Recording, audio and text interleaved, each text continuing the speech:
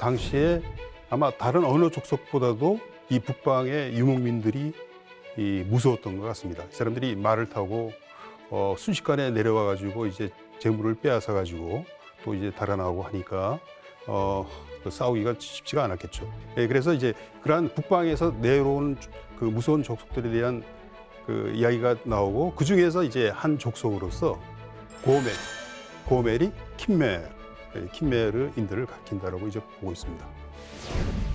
그 이전에 아시리아인들이 이 킴메르인들하고 싸웠다라는 이야기는 그 기록에도 나와 있고 또 널리 알려져 있으니까 그들에 대한 어떤 그 이야기를 들었겠죠. 그것이 이제 아마 에스겔의 그 예언, 환상에도 이제 반영이 되지 않았을까 이렇게 생각을 하고 있습니다. 그 초원지대에 살던 유목민족들, 그 사람들이 인도 유럽 어족이었는데 바로 그 지역에서 인도 유럽 어족이 여러 지역으로 이동을 했다라는 이야기죠. 그래서 이 쿠르간 가설에서는 인도 유럽 어족의 고향이 오늘날의 남부러시아에 있었다 이렇게 이야기를 하고 있습니다. 스키타이의 이제 활동 영역이 이렇게 광범위해서 많은 이제 국가들의 이제 영향을 미쳤다면 당연히 이제 주변에 번성했던 그 국가들과 충돌하는 것도 불가피하지 않았겠어요? 그렇죠. 네. 유목 제국은 또 약탈을 하니까 특히 이제 주변 족속들하고 이렇게 교역도 이제 필수적이니까 교역을 요구를 할 때 거부를 당하면 가만히 있겠어요? 그러니까 이제 싸움이 벌어지고 이제 뭐 그렇겠죠. 예, 그래서 이제 스키타이 같은 경우는 그 자세한 기록, 어떤 전쟁을 한 자세한 기록이 헤로도토스의 그 책에 이제 나오는데요. 그 헤로도토스에 보면 이 페르시아가 강해지니까 이때까지 자기들을 자주 침략해가지고 약탈을 하던 이 스키타이인들을 한번 손을 봐줘야 되겠다 해가지고 이제 수십만 군대를 이제 투입을 해가지고 정벌을 하려고 했죠. 그 유명한 이제 다리우스 대왕입니다. 다리우스 1세죠. 그래서 이제 서쪽으로 군대를 이제 진출시킨 루트를 보면 소아시아 쪽으로 갑니다. 그래서 이제 소아시아에서 유럽으로 건너가려면 해협이 있잖아요. 그렇죠? 보스포러스 해협. 거기다가 이제 다리를 놓습니다. 다리라는 게 뭐 오늘날처럼 돌로 된 다리가 아니고 선교라 그러나요? 배를 쫙 이렇게 붙여가지고 그 위에다 이제 판자를 깔아가지고 그렇게 해서 이제 해협을 건너갔는데 이게 초원지대로 들어가면서부터는 이 적을 볼 수가 없어요. 그러니까 이제 유목민들은 전략적 후퇴라 할까요? 이걸 잘합니다. 그래서 자꾸 끌어들이는 거예요. 자기들한테 이제 끌어들여가지고 보급선이 이제 길어지게 만들어가지고 그 보급선이 길어지면 보급하기가 잘 힘들고 그럴 때 이제 고립돼 있는 부대를 이제 급습을 한다든지 뭐 이런 식으로 치고 빠지기식의 어떤 일종의 유격전이랄까요? 이런데 이제 능했던 사람들이 유목민인데 스키타인들도 아마 그랬던 모양입니다. 그래서 제대로 싸움도 못하고 쫄쫄 굶을 가면서 초원지대를 돌아다니다가 이거 큰일 나겠다 싶어가지고 황급히 이제 부랴부랴 군대를 끌고 다시 이제 퇴각을 했다라는 기록이 헤로도토스의 역사책에 나오거든요. 그리고 이제 스키타인들의 그런 이제 헤로도토스의 기록, 그다음에 그 이전에, 그건 이제 BC 6세기 말입니다. 6세기 말이고, 그 다음에 이제 그것보다 좀 더 올라가면 아시리아 기록에도 좀 스키타인들이 나오고, 이 중동 일대를 지배했던 거대한 제국이 있습니다. 아시리아 제국이죠. 그래서 이 아시리아 제국이 이제 말기에 BC 7세기입니다. 7세기 말에 약화되니까 지배를 받고 있던 족속들이 이제 하나둘씩 이제 들고 일어나는 거죠. 그 중에 이제 하나가 바빌론인들입니다. 갈대아인들이라고 그러죠. 갈대아인들. 그래서 갈대아인들이 아마 여러 족속들을 끌어들인 것 같아요. 그래가지고 이제 그 중에 하나가 이 스키타인들이었던 것 같습니다. 그래서 스키타인들이 이 갈대아인들하고 손을 잡고 그 아시리아의 수도였던 니누웨를 공격을 해서 함락을 했다라는 이제 기록이 있거든요.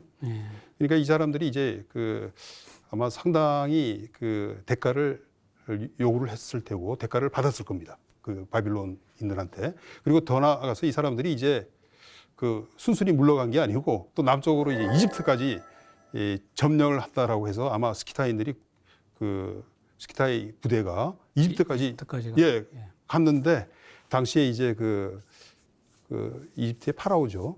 그 파라오가 이제 빌면서 그러니까 이제 뭐 여러 가지 그 뇌물도 이제 써가지고 우리가 당신들한테 이걸 줄 테니까 제발 공격하지 말아달라 해가지고 이 스키타인들이 이제 그 이집트를 침공하지 않고 돌아갔다. 근데 이제 그 돌아가다가 보니까 또 시리아라는 지역이 있잖아요. 그리고 오늘날의 팔레스타인이 그 시리아 지역에 속하니까 또 여기를 이제 들이다 또 신전에는 보물이 많지 않습니까? 그러니까 뭐 신전도 약탈을 하고 심지어는 또 일부는 가다가 여기 살기가 좋네. 저기 뭐 갈릴리 호수라고 있잖아요. 그쪽은 살기 좋거든요. 그러니까 그쪽에 이제 정착을 해가지고 살았던 모양입니다. 그래서 그 로마 시대에 보면 스키토폴리스라고 그 지역에 스키타인들의 도시 이런 그 이름의 도시가 이제 갈릴리 주변에 있다는 걸 우리가 확인을 할 수가 있는데 스키타인들이 아마 그때 왔다가 일부가 이제 눌러 앉았던 곳으로 이제 추정이 됩니다. 그래서 그런 그 중동에서도 스키타인들이 상당한 그 눈부신 활약을 했다. 물론 이제 아주 그 피해를 보는 사람들 입장에서는 뭐 눈물난 이야기였겠습니다만은 스키타인들이 중동 지역까지 휘젓고 다녔다라는 걸 이야기를 할 수 있습니다. 예, 그러면 이제 그 스키타이족이 이제 그 우리 흔히 말하는 신라와 관련된 뭐 흉노라든가 북방의 그 부여족과도 이제 그 관련이 있다는 거죠. 왜냐하면은 뭐 우리가 신라도 그렇지만 그 뭐 일본에도 이제 기마민족 도레설이라는 게 있고 그 주체를 거의 이제 부여족으로 보고 있고 그다음에 또 아까 말씀해 주셨듯이 스키타이 문화에서 황금 문화라든가 특히 고분 문화라든가 뭐 이런 것들이 뭐 우리 한반도라든가 일본 열도까지 보여지고 있기 때문에 예, 그렇게 봐도 될까요? 그 에가미 교수죠. 예, 에가미 그렇죠. 나미오. 나미오 교수. 예. 그분의 그 기마민족 민족도, 국가라는 그 책에서 예. 그런 이야기를 하고 있는 것 같은데 일본 그 고대 그 국가를 건설한 사람들이 기마민족이었을 것으로 이제 보는 거는 뭐 저는 상당히 설득력이 있다라고 보고요. 그 사람들이 이제 부여하고 관련이 있었을 것이다. 그리고 또 이제 선비족이었을 것이다. 이렇게 이야기를 하는데 스키타인들하고 직접 관련이 있는 거는 스키타인들이 아마 이 아시아 쪽까지 북아시아 쪽까지 들어왔으니까 이 사람들이 그 여러 그 유목민 집단한테 영향을 상당히 줬을 것으로 보고 흉노 같은 경우가 이제 그렇게 해서 형성이 된 집단으로 알려져 있거든요. 그러니까 또 흉노가 신라에 영향을 줬을 테고 이건 뭐 일부 학자들은 그 단칼에 그걸 이제 거부하는 사람들도 있는데 저는 그렇지 않다고 봅니다. 그 역사라는 거는 우리가 잘 모르는 것들이 많기 때문에 예를 들어서 그 신라의 김씨 왕족 같은 경우 이게 흉노 집단이 들어와서 신라 그 김씨 그 왕족을 이루었을 것이다. 이렇게 이제 그 볼 수도 있는 그런 여러 가지 그 증거들이 그 발견이 되었습니다. 그러니까 우리가 잘 몰라서 그렇지 그 가능성이 많은 거죠. 그러니까 그것을 가능성을 열어둬야지. 단칼에 이거는 뭐 그 신라 그 왕족들이 그 자기들 흉노하고 억지로 이제 관계도 없는데 그 관계를 이제 깨매는 것처럼 그렇게 이야기를 하는 거는 좀 저는 문제가 있다고 봅니다.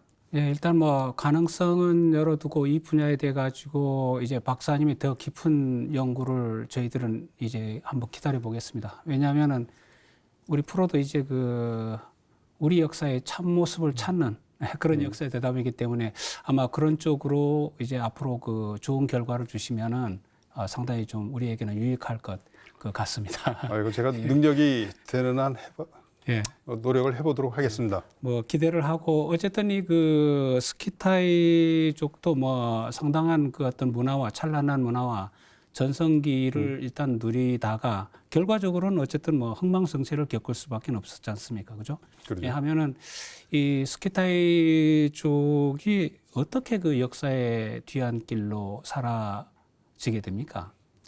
이 사람들이 이제 그 쇠퇴하게 되는 것이 저는 한 두 가지, 세 가지 정도로 이제 보고 있습니다. 그 계기를.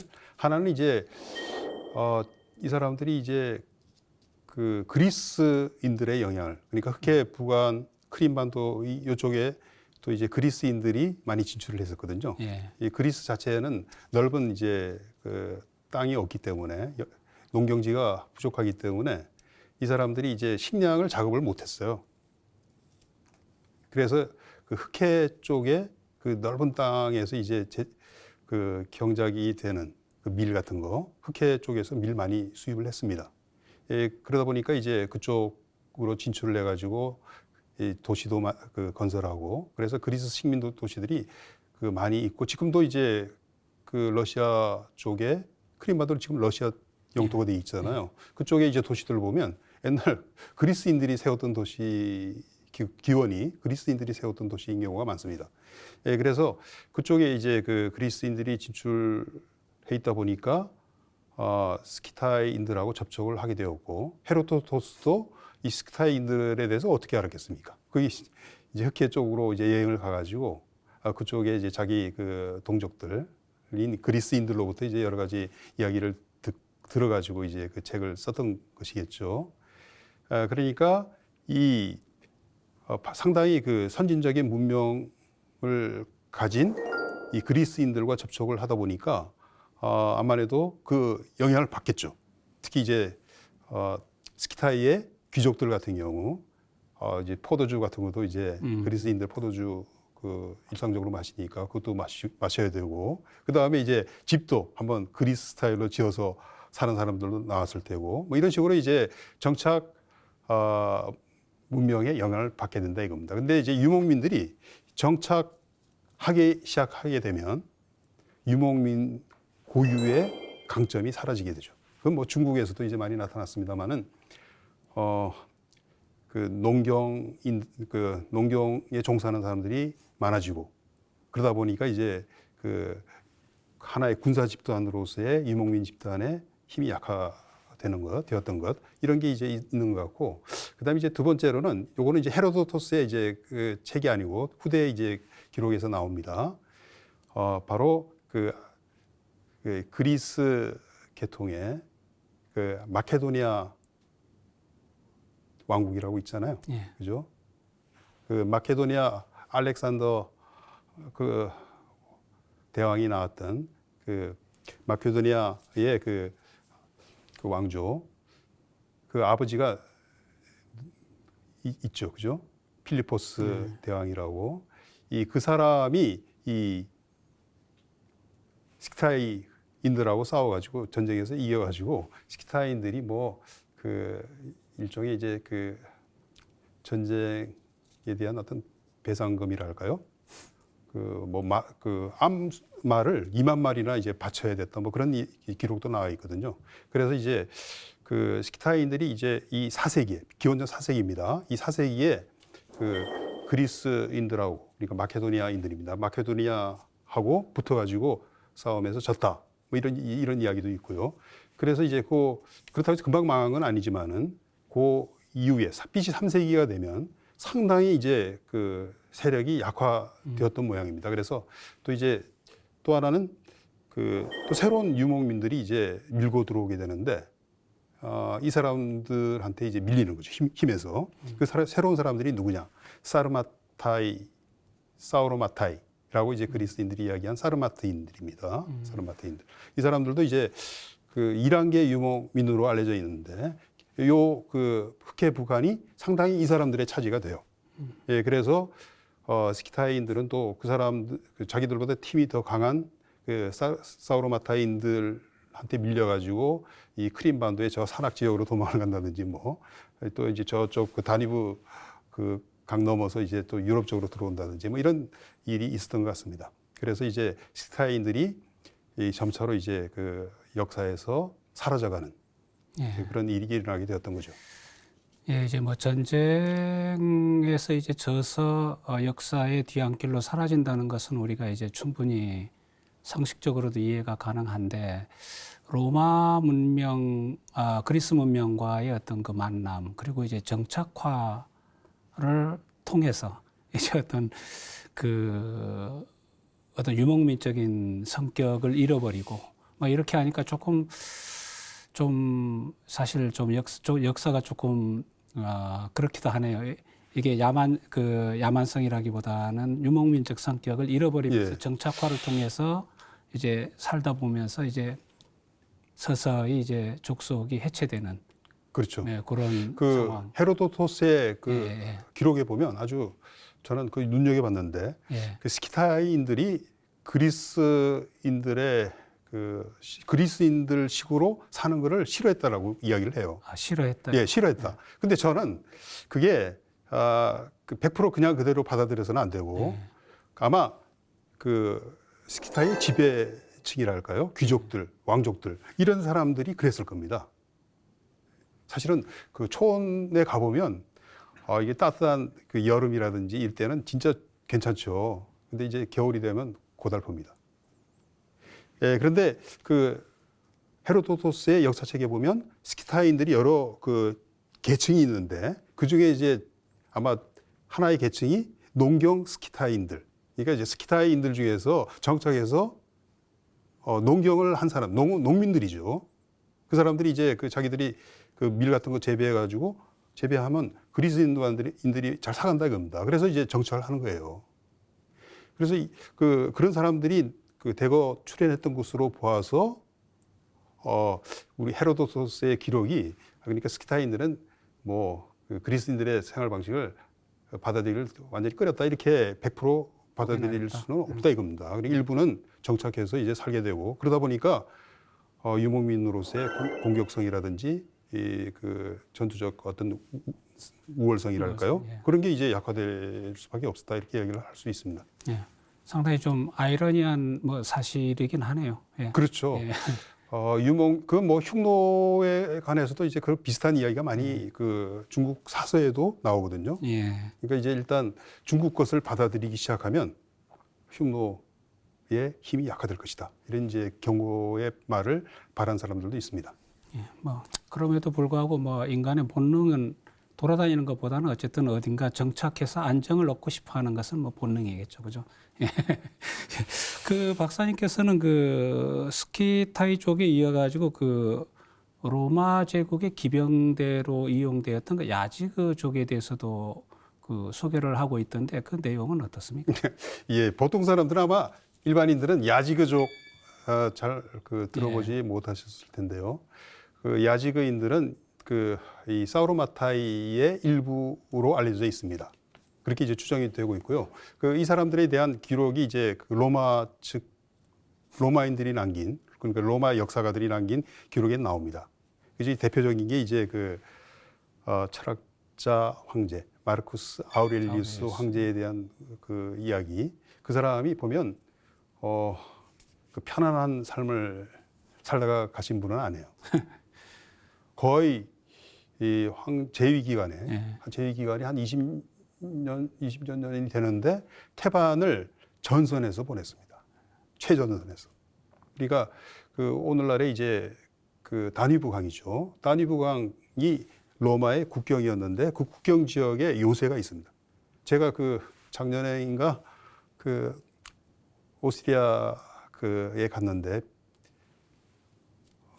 그게 이제 유명한 유적지가 있습니다. 카르눈툼이라고 해가지고 비엔나에서 이제 기차 타고 1시간 정도 가면 있는 옛날 로마 도시죠. 군인들이 많이 주둔하고 또 다른 상인들이니 로마인들이 모여 살던 몇만 명이 모여 살던 그런 도시인데 이제 게르만 인드족들의 이동기에 이제 버려졌다가 폐허가 되었다가 최근에 이제 주거 지역 발굴이 돼가지고 심지어는 로마 주택도 이제 복원해가지고 이제 일종의 야외 박물관이라 할까요? 그런 게 이제 만들어져 있는데 바로 그 지역에 그 도시에 이 마르쿠스 아우렐리우스 황제가 4년인가 이제 거기 이제 주둔을 하면서 원래 로마 황제라는 게 사령관이거든요. 군사령관. 주둔을 하면서 이제 전쟁도 하고 또 외교도 하고 그 야만족들하고 그리고 또 심지어는 이제 시간 날 때마다 또 책도 썼어요. 그게 이제 명상록이죠. 명상록. 예, 그런데 이제 이 사람이 이제 그 주변에 그 강 건너에 살고 있던 그 여러 그 야만족들, 마르코마니, 카디 족이라고 이제 게르만 계통인 이 사람들은. 그리고 또 하나 야지그족이라고 나와요.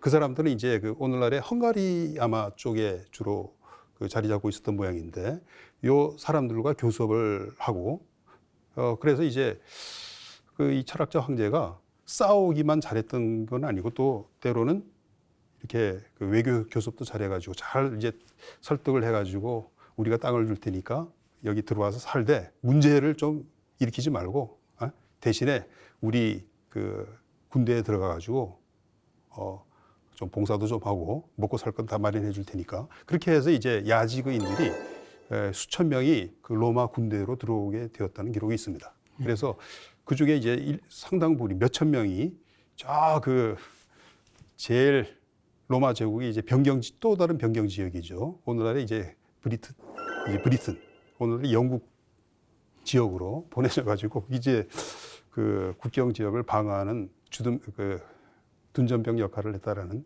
그런 기록이 남아 있습니다. 그런 야지그족의 그 주요한 특징 중에 하나가 그 미늘갑옷이라고 이야기를 하더라고요.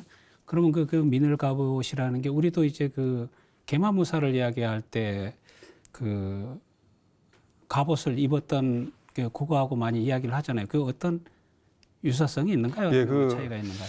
야지그인들의 모습이 사실은 이제 이 전승 기념비에 새겨져 있습니다.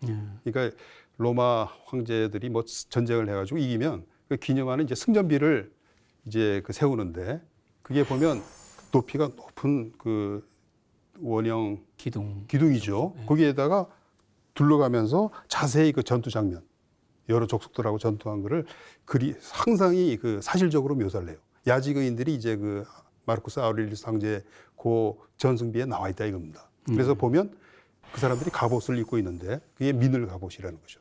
미늘 갑옷이라는 게 뭐냐면 그러니까 이제 가죽 옷에다가 그 조그만 이제 그 철판을 이제 물고기 비늘처럼 이렇게 잔뜩 붙여 놓은 형태의 갑옷이 이제 미늘 갑옷입니다. 그래서 그걸 입고 그러니까 동작이 편하죠. 다른 뭐 철판을 이렇게 띄엄띄엄 이렇게 붙인 갑옷보다는 훨씬 더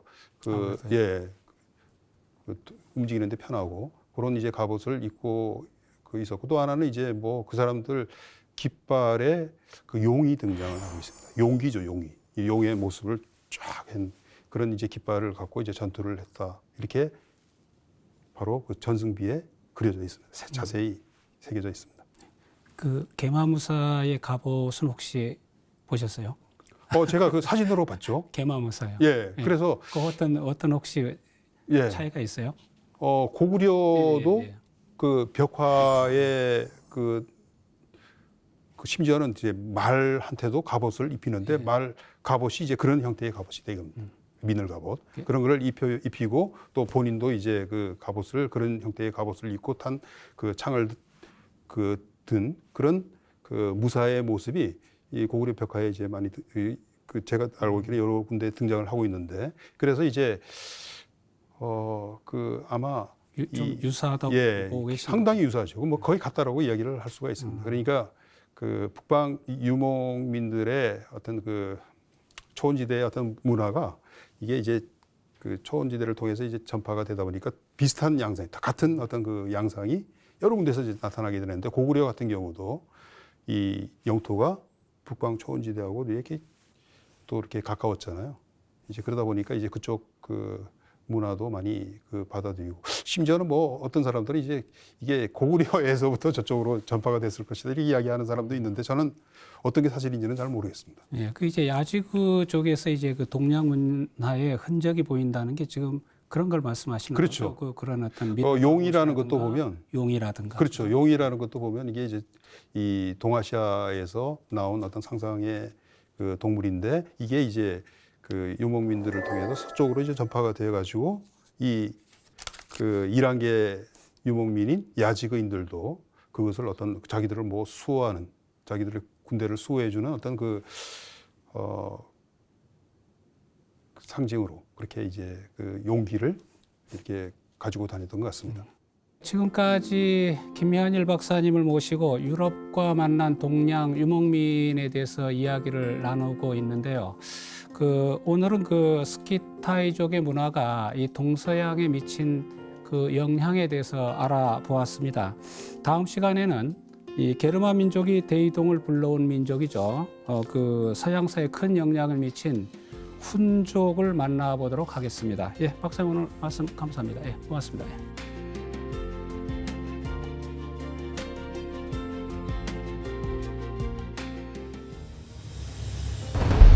대다수의 학자들이 그 훈족이 그 흉노에서 나온 집단일 것이다 이렇게 이제 이야기를 하는 겁니다. 그러나 이제 결정적인 이제 그 근거라 할까요? 문헌상의 기록 같은 게 있으면 좋은데 그런 게 없다 보니까 추정을 하는 겁니다. 훈족도 보면 그 로마의 동맹이 됩니다. 여러 차례 고트족하고 평화협정을 체결을 해요. 그 평화협정이라는 내용이라는 게 뭐냐면 이제 땅을 제공한다 이겁니다. 너희들이 여기 정착해 살아라. 그 대신에 이제 우리가 돈도 좀 주고 할 테니까 여기 로마의 동맹군이 되어가지고 동맹이 되어가지고 다른 난동군들이 오면 그때 너희들이 나가서 좀 싸워달라 이런 식의 그 동맹이거든요. 그래서 로마인들은 이제 페데라티라고 불렀습니다. 페데라티 친구라는 뜻이죠. 동맹국. 프랑크족이 또 그 우두머리가 분열이 돼가지고 이 형제 간에 이제 싸움이 벌어집니다. 누가 왕이 될 것인가를 놓고 그러다 보니까 이제 자기들 또 이제 유리한 그 외부의 세력을 끌어들여야 되죠. 그래서 형은 훈족 세력 끌어들이고 동생은 로마 아에티우스 끌어들이고 그렇게 해가지고 아틸라하고 이 아에티우스 장군이 전에는 친구였다가 이 사이가 이제 적이 되었던 거죠. 그 원인이 이제 프랑크족에 있다 이렇게 이야기를 합니다.